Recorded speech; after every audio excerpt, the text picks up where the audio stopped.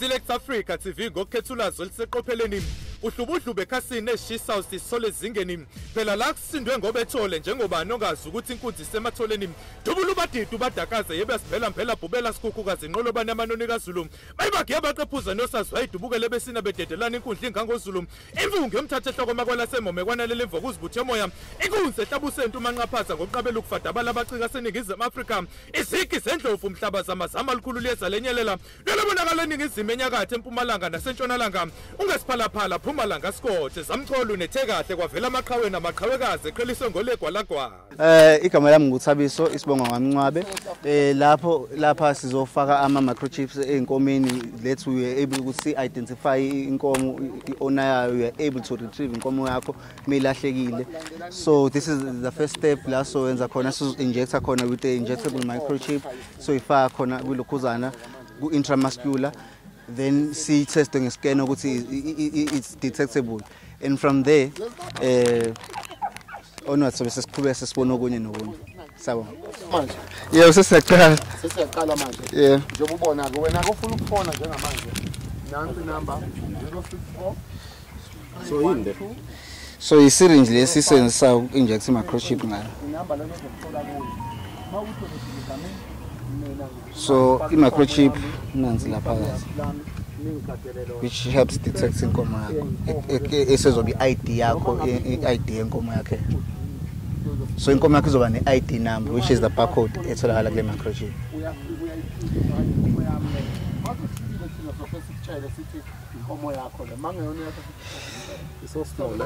it's so small njengesazi so that's why it's undetectable for isele ukuthi nikwazi ukuyikhipha we are the only people lesingakwazi ukuyikhipha because we know the position and we can scan it prior ukuthi ikhiphe ukuthi la sifaka ngesimo somjovo right sifaka ngaphansi kwesikhumba sakho nenyama yakho so noma kuthiwa isikhumba siyahlinzwa but still ikenyamini so sibe sesiyijova sesirelease phakathi imicrochip and then sesirelease phakathi ila sesikwazi khona ukuthi size nomshini wethu okuscanner bese siyakwazi ukuthi sikuscanele yona iveze iID yayo yeah say okay le injani it's red times white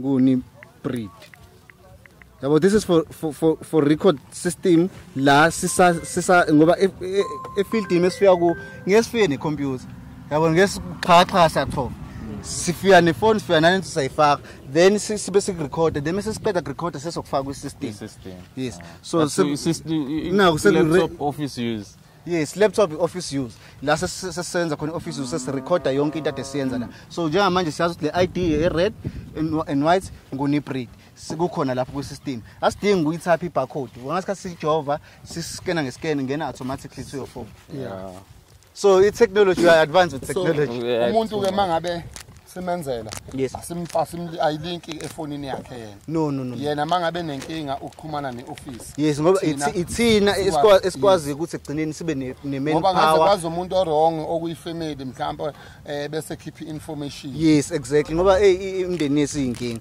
so wena nje uxhumana neoffice nje nathi futhi wena ngeke ube namandla ukuyilandela inkomo yakho lapho so kulandela thina that's why fanele communication between now and nathi ihlali khona so sesumndeni inkomo yakho uyayibona uyibona 2 days uyasola ukuthi ngathi silahlekile noma kwenzakalana uthatha ifone uyafona siyaphuthuma lapho siyokusiza yeah ngicabanga ukuthi kuyaza so cela yabo ozobamba used so la used sayibamba because izinto ezinje ngoba we also I did animal science I understand the animal health so ngeke ukuthi imjovo kade sisebenzile si dispose fanele siyithathe si dispose ngendlela correct so we understand lonto that's why sinama safety measures that we have in place angithi lesisebenzile sifaka lapha kuloku plastic ngoba used asingese dispose silahle le DP nani singaze ilimaze izingane nani ngoba sawunakekela ucommunity la sesiyakho look it's a true representation because we care for people before we do business yes so lemjovo lena njengoba manje ususebenzile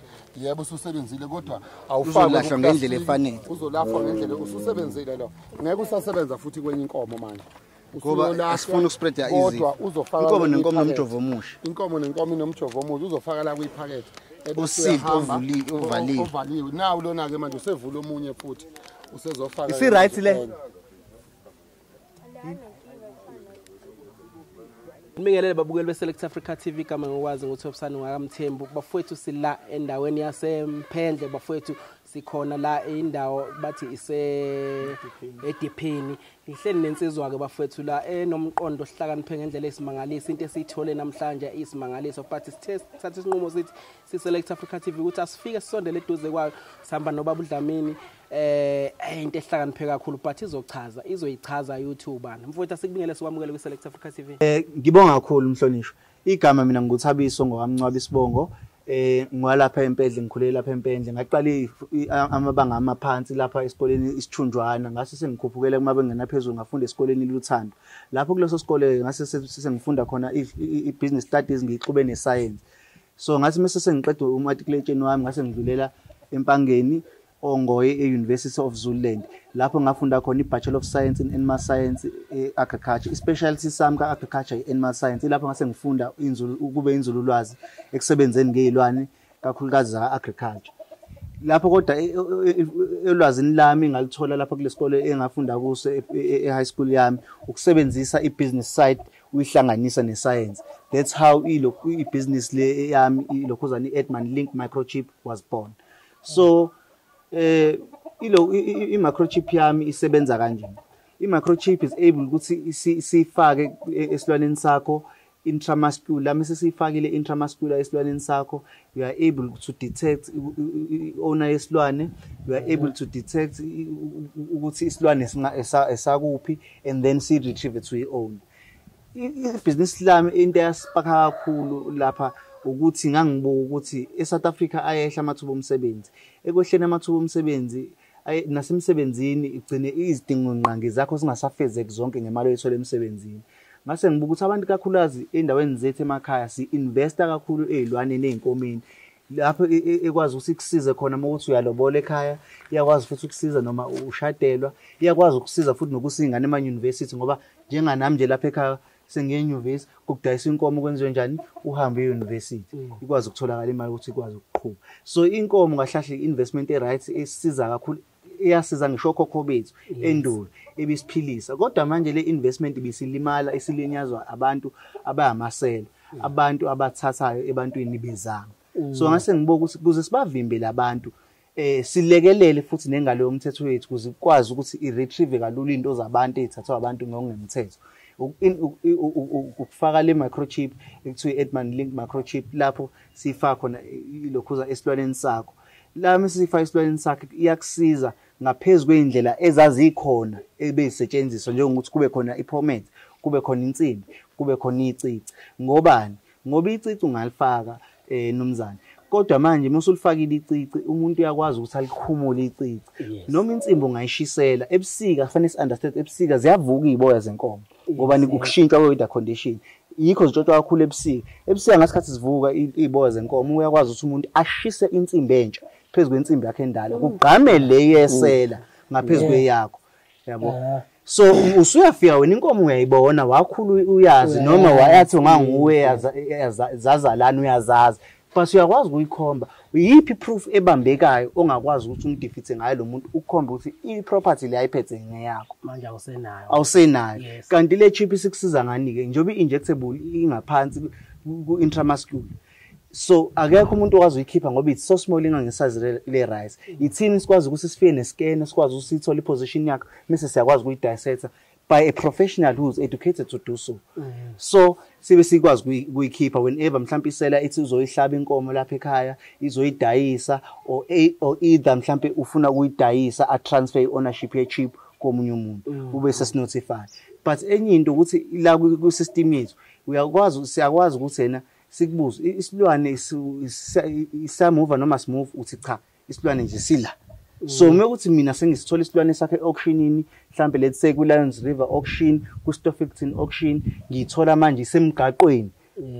sesivimba nama-security ku-roadblocks ithole emgaqweni lenkomo engashongo la kwi-system kwi-computer ukuthi wena owner uthe hayimuva ufonanga e-office yilapho sesinjani sesiyibamba sesenze i-arrest yilapho sesiyibamba lapho sesenze i-arrest and then sibiza bomthetho ibona qhubeka ngeside lomthetho kodwa thina sayenza civilian arrest sisibopha isigebengu kodwa asishaya sisenze lutho sibe sisinikezela kwabomthetho ukuthi iyenze ngendlela efanele ehambisana nomthetho walapha eSouth Africa. Mfowethu enye into engifuna ukuyibuza lento emani ifaka la let's say ngicabanga ukuthi abantu into abazoyibuza kakhulu ukuthi emase ngifika mhlambe inkomo isibulewe iyakwazi ngawazi ukuthola ukuthi kuseyiyona noma mhlambe emasifakiwe la ngoba isihlinziwe asakhishwa isikhumba kwenzekalani lapho angithi njengoba ngisho umhlonishik intramuscular so intramuscular it's 45 degree engimofaka umjovo that is intramuscular so mesifike kanjalo wayihlinza inkomo it's fine ungakwenza lokho ngesikuvimba ukuthi ukwenze lokho kodwa thina sokubamba egcineni ngoba mesifike ebusha yakho sa scanning inyama uzilengisile sina ngithi njengokuthi inkampani it's a civilian individual sina right ukuthi sifike ebusinessini lakho sibe sesicela ukuthi sicela ukuscana inyama lezo yilengisela ukuthi silahlekelwe zama customers so sicela uskena lezi ostockela inyama ukuthi ayikho nene microchip yethu because it's so small you cannot cut through it. So when we hlinza it will remain in that position and thina sine position exactly that we know wesisebenzisa so bese sifike kulezo icubu lezi nyama siscan if si scan ichip isakhona enyameni ungaka slice then you are able to find ukuthi wena utotha inkomo yasibanibani eyi microchip ID number bani usibanibani ID number bani wakuphi le nkomo doesn't belong to you ngoba usibanibani never notified ukuthi inkomo yakhe is going for slaughter noma imove lo umnini webusha so sesembopha mana ke makuthiwa isibulewe kanjalo yafakwa efreezer ifreezile manje noma ifreezile ichip isake enyameni still izosebenza imicrochip has ikade yaqala ukusetshenziswa technology ya develop ngo2002 then mina ngayi refine I took from there ngayenza yaba ngcono right so ibisetshenziswa kakhulu olwandle koshaka ukuthola ukuthi ubekwazi uthola ipopulation yoshaka emanzini yaqala lapho ukusebenza imicrochip befuna ukwazi inamba yoshaka so befe bababambe mase bafaka imicrochip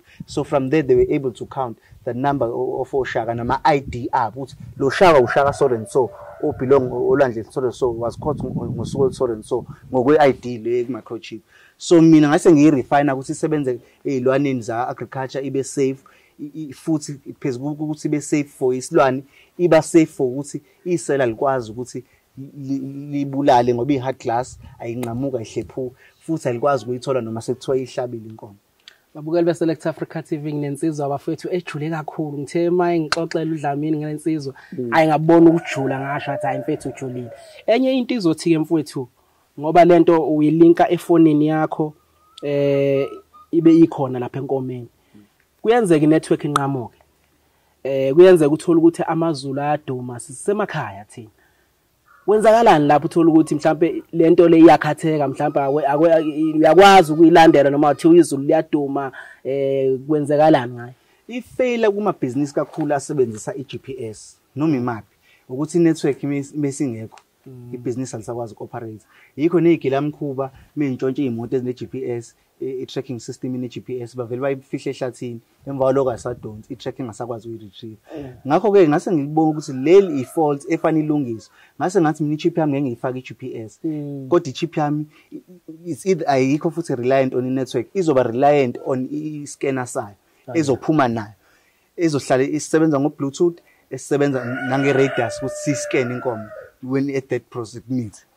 so lapho sandisa amathuba omsebenzi and futhi ne-honesty kwi-customer ukuthi noma kuthiwa i-network ikhona noma kuthiwa ikuphi still inkomo sokwazi ukuthi siyithole ngoba thina asinawo ama-shortcomings asinayo ama-disadvantage ukuthi i-network mengekho asakwazi ukutholakala nanokuthi inkomo mesibuka zihlala endaweni ezisentabeni i-network la engekho khona so it's most reliable ukuthi ungayisebenzisi i-GPS lapho kufanele usebenzise into e-self reliant yes ukuthi ukwazi ukuyi-retrieve ama-plaza akhe endaweni e-remote engekho i-network khona yikho nawo uma usemaplazini uyayibothi ifoni ayisadonsi ngoba indawo evulelekile ayikho civilization so ama-network ayekho khona la kungekho khona abantu yikho ama-plaza abakhona la ngekho khona abantu ngoba suke befuna umhlaba so labo bantu abasemplazini bangafeyila if it's reliant on what i-GPS so that's why we do not rely on i-GPS we are self-reliant we have a system yethu esebenza ngokuba self-reliant regardless of the situation noma ngathi uyingeqreporter if thina we are allowed ukuthi seqreporter saleqa sife scan inkomo siyithola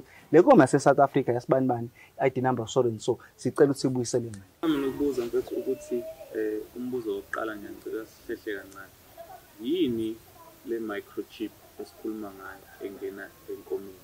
Umuntu oleka nongomo uzobuza ukuthi inkomo yami izoba safety kanjani sifakwe izinto ihamba nezinto emzimbeni, ngeke izigulise yini lento, uyakhe ngani lento, yini le esifaka enkomeni kahle kahle? Ngiyabonga kakhulu Mhlonishwa. I-microchip yethu iyakhiwe i-outer shell esithi cortex cover, which is hard glass. I-hard glass ayiqhephuka ayinqamuki. So ukuze ama-constants esiwafakile kwi-microchip kwi-barcoding system anganqamuki agcine limaza isilwane sakho. So i-strong noma kuthiwa izilwane ziyalo ayinqamuki. It is resistant. Le microchip is been tested, tried and tested, and isebenza for izilwane. It does not cause any biological damage ngoba kwi periodic table iglass reacts ayinayo ubuthi, it's not chemical, it's not reactive. So that's why we used hard glass as a protective cover yethu influence ukuthi ikwazi ukuphasa microchip yethu. And secondly, we do not put GPS kwi microchip yethu because we consider i-health eyilwane ngoba once afaka i-GPS it's magnetic and ingakwazi ukuthi sidonsele izulu lishaye isilwane. Right, and asifaka ngebattery phakathi ilokhuzana i-microchip yethu ngoba i-battery ilokhuzana i-chemical, and once ufaka into eyi-chemical esilwaneni izobe isi-reactor i-causa i-biological harm esilwaneni. That's why i-clean and it's safe and it's self-reliant. That's why i-scanner singaphandle, i-chip ingaphakathi. Mhlawumbe omunye umbuzo engingabuza ukuthi uyazakhela le chip since uyidevelopile, yakhiwa wena, uyiproduce wena, noma you also outsource ezinye zezinto? Okay, ngiyabonga kakhulu Mhlonishwa. So according to ama resources esinawo la eSouth Africa, South Africa is not industrialized. Nje ubona ukuthi asinazi imboni nama factory amaningi. So le idea yami, even if it was born, befane ngithola indawo la e-industrial ekwazi ukuproduce lento esengqondweni yami. So I had to resort to a country number 2 emhlabeni in mass production, industrialized, which is China. So I went to China, I wrote Lokuzana, a project I secured intellectual property, I spoke to them, and then after speaking to them, the Chinese had to develop a pilot, and from that pilot they had to do a patent, which is the paperwork that supports the pilot, and then it becomes a prototype. From that prototype, it was something that was ready to be shipped and used. Nala ipasiswe na health standards a government as South Africa. All right. Another question that I can ask ukuthi usuyitholile inkomo ukuthi nansi ebusha ethize noma nansi isemgaqweni iyahamba ilayishwe trucking. What do you do as uThabiso ne-company yakho to help umnikazi wenkomo ukuthi itholakale? Ngiyabonga wabuza umbuzo omuhle. Lethu sichaza lesizathu naku ngihamba no Dr. Dlamini one security company. Dr. Dlamini inkonkumbuzo i-security company. Ngiyanibingelela ababukeli nonke lapha emakhaya. UDlamini lo mzimkhalimali osebenza abe director wecompany ebizwa nge Protect All People in South Africa, registered under Security Private Regulation okuPCira. Egunyaziwe esebenzayo ukuvikela bonke abantu base South Africa. Ilapha ke singenelela khona ke thina njenge security company ukuthi ke si security company sisebenzisana namaphoyisa, kodwa okuningi sizozenzela thina as a security company ebese sibiza amaphoyisa. Last dinga khona usizo sizophinde silicela usizo amaphoyisa SAPS siyacela usizo lweni la. Ilapho kungena khona ke security company. Uma ngabe umuntu esola ukuthi ngiyasola ukuthi lapha inkomo zami njengoba ngayiboni zilapha, then siyangenelela thina lapha, siyafika siyacela ukuchecka, siyachecka uma becaca ukuthi umuntu sesifikile kuma premises akavumi ngenxa ukuthi ne security company sesibizise amaphoyisa futhi nakhona amaphoyisa azothembeka noma athembekile esokwazi ukuthi laba sisebenzisana nabo baqondile kithi ngoba kunezizathu ezidala ukuthi beze befuna i-security company be-outsource i-security company okuyithi be-European kule project. Njengoba ikhona le project ekhona noma lo msebenzi lensiza kube i-idea yayo, akekho omunye umuntu onayo. So thina singena lapho-ke as security company, noma ngabe sekuyiwa ama-roadblock sizobe sikhona, noma ngabe kuyiwa kuma-ocean sizobe sikhona, noma ngabe kiwe endabeni la kusohlangana khona inkomo sizobe sikhona even iskepe sizosebenzisana naso sizopha abantu abasuke behlangene endaweni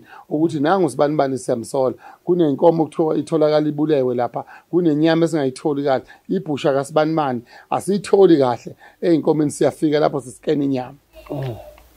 Ngiyakuzwa Dlamini, mhlambe nenza njani ke senimsolile nangumuntu uyintshontshile inkomo itholakala ebhusha yakhe niyambopha as a security company noma nizombopha nizobiza amaphoyisa ambophe?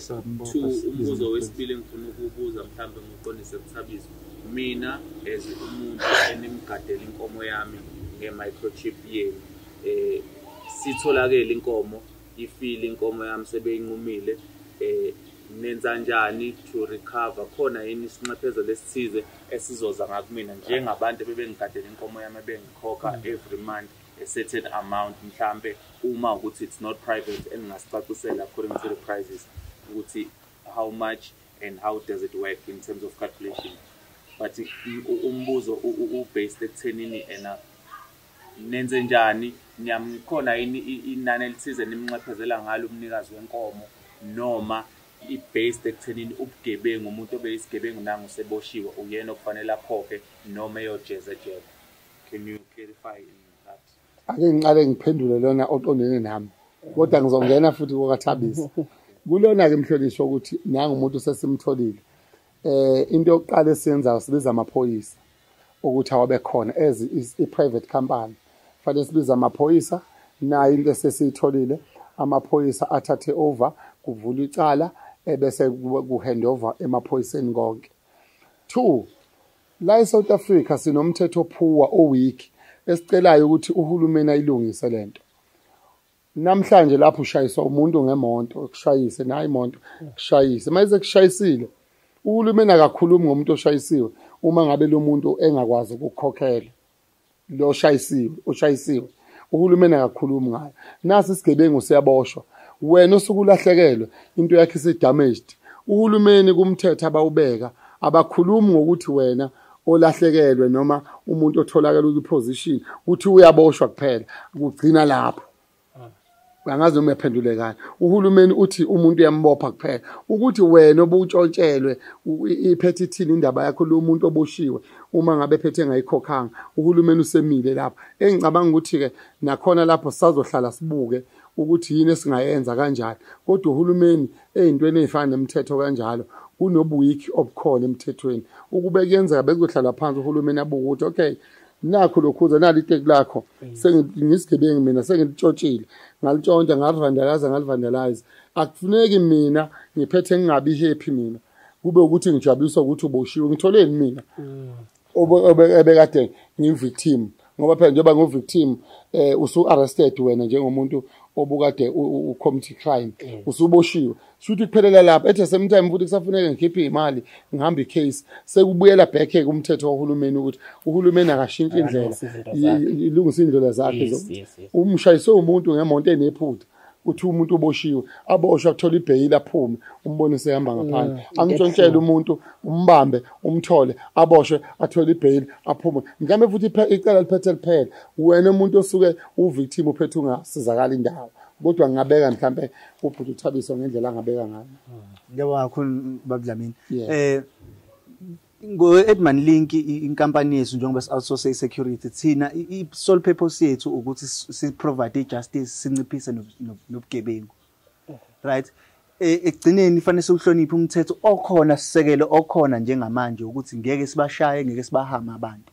But mase siyenza so as a company so besenza civilian arrest la as a civilian mokhona into ongayiboni kahle noma khona irregular activity which is against the law or encounter you are allowed to ukuthi umbophe lo muntu and call amaphoyisa to take over. So therefore we will have a handcuffs to arrest those people and then we call amaphoyisa to take over from there. Thina is just to retain them la bekhona bangabaleki sibagcine la bekhona kuze amaphoyisa akwazi ukubathola. Thina our sole purpose is to provide justice towards i-customer lethu ukuthi mesithola labantu abantshontshayo siyakwazi ukuthi sinjani sibabophe bavalelwe sikwazi ukuthi umphathi igcine ihlanzekile ingenazo izigebengu.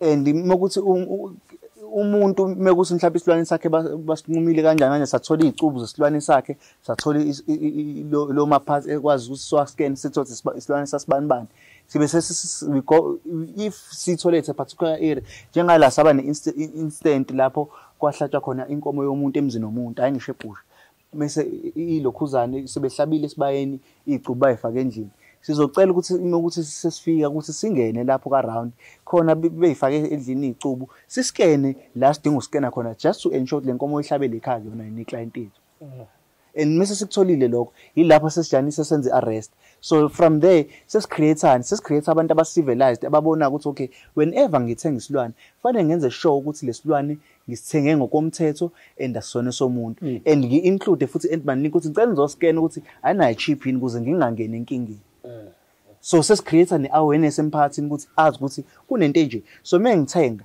fanele ngenze sure ukuthi isilwane sikanje ngoba maybe ngifica nayo le nkomo mina ngiboshiwe umuntu onjenga lo umnikazi wenkomo ke sihlinziwe angithi we have provided justice in return of uncertainty yakho ukuthi inkomo iyaphila we bring back inkomo yakho ukuthi siyicubu we bring back izicubu zakho because that cow belongs to you thina sikubuyisela iproduct esifaka ichip yethu ukuthi sifaka inkomo yakhe ichip yethu sithola izicubu zakhe sikubuyisela lezo izicubu ngoba iyona product esifaka ichip yethu ukuthi inkomo sithatha iphila sikubuyisela yona ngoba iyona product esifaka ichip yethu. Happy to add on that. Ngicela ukubuza ukuthi do you have another part of a company mhlambe that include law where we're looking at the lawyers who can fight for your client ukuthi now inkomo yami bisebushe iphelile noma ihlatshwe lapha nawo umuzi bayidla only to find the peace ukuthi bekuyinkomo kaSibanibani. Do we have such people called lawyers who can fight ukuthi even though kune justice ezoba khona sesitholile ukuthi kuphi inkomo ukhona yini abantu enizosebenzisana noma enisebenzisana nabo ukuthi belwele iclient ukuthi at least akube khona isinxephezelo elisitholayo back from that family or from that business which is a butcher or anywhere la inkomo itholakale khona but esingaphelele noma esingekho uhulumeni esabhizinisi gebengu. Alright, ngiyabonga for lo mbuzo mhlonishwa. Ilokhuzana Edman Link sesichaza ke i-structure se-Edman Link. Edman Link is made of me, I'm the 50% co-owner of Edman Link. Mina ngiya-animal scientist. Other co-owners ku-Edman Link is owenza i-PR, public relations. We have a lawyer which is employed and working as a lawyer, which is also our co-owner ku-Edman Link. So lapha nabanye abaka health just for health and security of abasebenzi esobe sibaqasha. That's why we have 2 people abaka health as futhi directors. That's why I own 50% and I have 5 people abama directors. A company I own 10% on.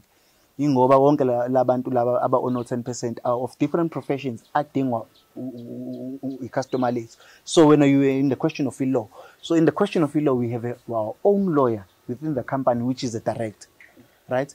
And having our own company within our own lawyer which is a director, director has impacts nevele at the company. So yena uzodila nama legal disputes a company uzodila nama legal disputes of our customers.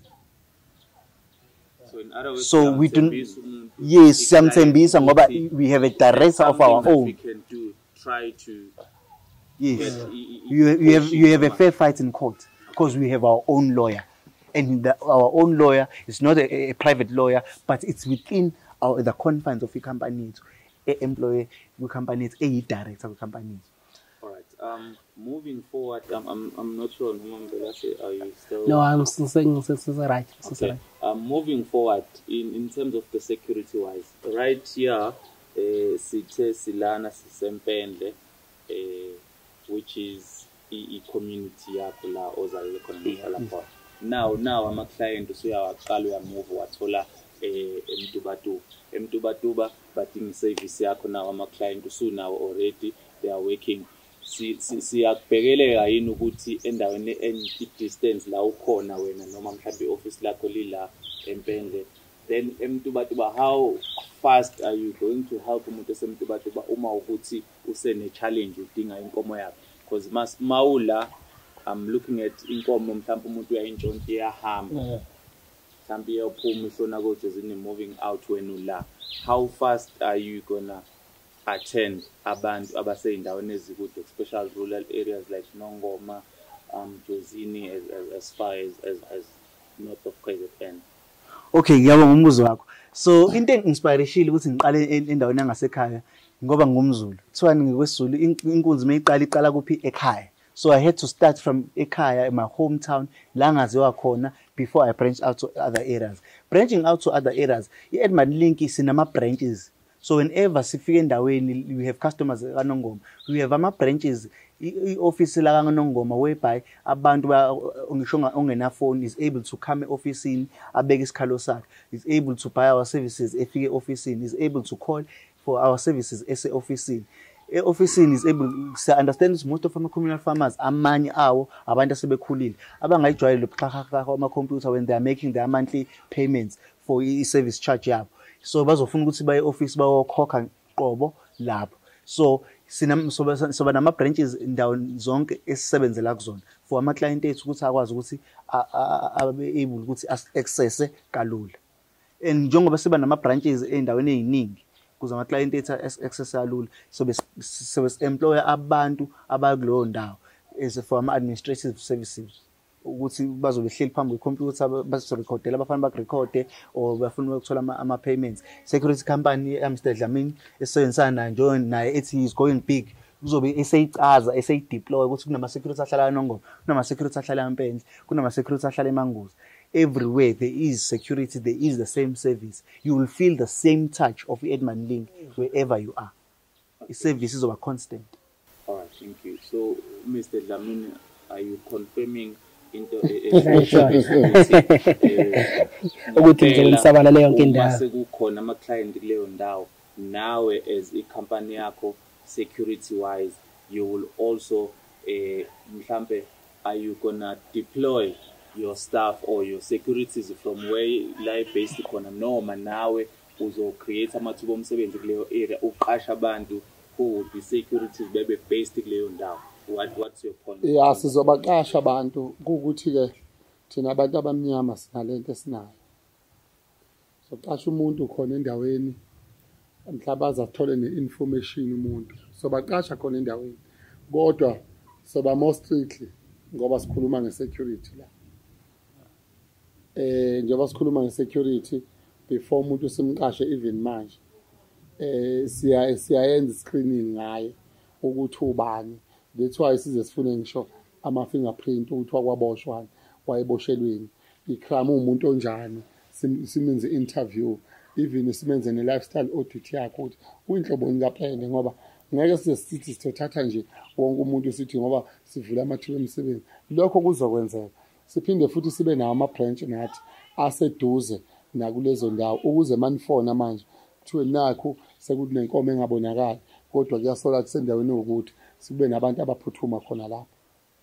Ngokwe business noma ngokwe plan inkulu ngalendlela yokuthi kufuneke endaphe i-security and kuyasiphoqa ukuthi kufuneka siphethe sibe nebhanoyi eliyoba khona le-security eqondene nayo. Uma ukuthi kuyaphuthuma sikwazi ukuphuthuma kuleyo ndawo leyo, sifike si-check phezulu ukuthi nakho kuyashesha siya lapho. Kodwa kwamanje sizosebenzisa iy'moto kuleyo ndawo nendawo sizobathola abantu abazoba khona. All right, thank you. In my closing from my side, Sabiso, I want you to tell us about today, what was happening today earlier on before we even start this interview. Shortly, what was happening? Yebo. Uma ngibona nje ngingcolile nje besisebenza. Besisebenza impela bo. Besisebenza nje ngibona ngingasonkile akona umsebenzi wabantu bothaya lo. Umsebenzi wabantu abasebenzayo. Umsebenzi wamandla kodwa futhi still uapply science. Ngoba usebenza ngobuchule kodwa futhi ngasikhathi sifaka yabona sifaka inkomo endaweni ethize sifaka. So namuhla besi-injecta inkomo nge-microchip, si-injecta kwi-position eyaziwa i-company, that is held by the company. Mase sa-injecta sa-scanner zabonakala as kade bekhona abanye ba-scanner zabonakala. It also reflects on your phone and it's about to be entered kwi-system kwi-database yethu, which i-database yethu is on the cloud, so you can access it. Ngisho sejozini oqashwe i-Edman Link, mengena kwi-database kwi-cloud, uyakwazi ukuthola iy'nkomo zonke eziphethwe inkampani ya-Edman Link. In other words, you promise people that this thing is already up and working. Yes. Enye into ngifuna ukuyibuza Thabiso ile yokuthi ngibone lapha sisebenzisa i-dipper. Yakwazi ukuyenzela ekhaya le nto le. Yes, siyakwazi ukwenzela ekhaya. Before sifike senza sure ukuthi wena unawo wonke ama-proper resources. Siyakubuza ukuthi okay, unayo indawo la uzibambela khona iy'nkomo ngoba sidinga ukuthi uyibambe kwi-position eyodwa ukuze sikwazi ukuyifaka. After that sesikutholile, then sibe sesiproceed sesiza kuwo. Mfowethu ngabe siyaqhubeka ayisekukuningi kakhulu. Ngifuna ukutholakala kanjani mfowethu, abantu bakuthola kanjani ngoba ngiyabona ngempela ziyakhala abantu. 064 312 0538.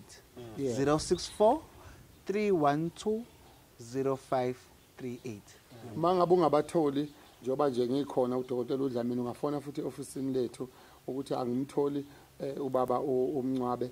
Yiphi number ungafona 072 77 46 107, inamba yase-ofisini likaDokotela uDlamini. Mawufona uyasho ukuthi cha mina ngifuna ubaba uMncwabe, bakuthathe bakufake straight kuye, usho ukuthi wena ufuna sikusize ngani.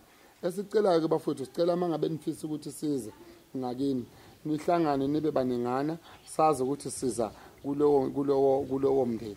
Ake sibeke lapha futhi uThabiso ngendaba yokuthi malini ukuyifaka i-microchip, bese kuba malini ekhokhwayo ngenyanga. Mawukhokha ngenyanga 150 ngenyanga. Iy'nkomo kusuka ku-100 kuya phansi. Ngale kwa-100 ibisi yanyuka. Kodwa nje mawune iy'nkomo eziwu-100 kushona phansi. Mawune iy'nkomo eziwu-5 still kusawu-150. Mawune eziwu-10 still kusawu-150. maziwu-20 150. maziwu-50 150. 70 150. 100 150. 110. Isiyakhuphuka se-150 sebenjani sebebabili. Shuthi nje ngempela umuntu uzokwazi ukumaintaina ngo-150 inkomo iningi kangaki. Impela nje. Mangabe nenkomo nembuzi ke funa nembuzi ifakwe ke. Sekuyama-cluster angafani. Inkomo zikhokha zodwa, imbuzi zikhokha zodwa. Kodwa i-price isafana ngoba i-service iyafana. I-chip efakwayo, i-chip eyodwa. Hayi mina ngizwile ongazichazelanga bafowethu, siyacela nifone nisho nithi endaweni ukuthi nifisa ukuthi size.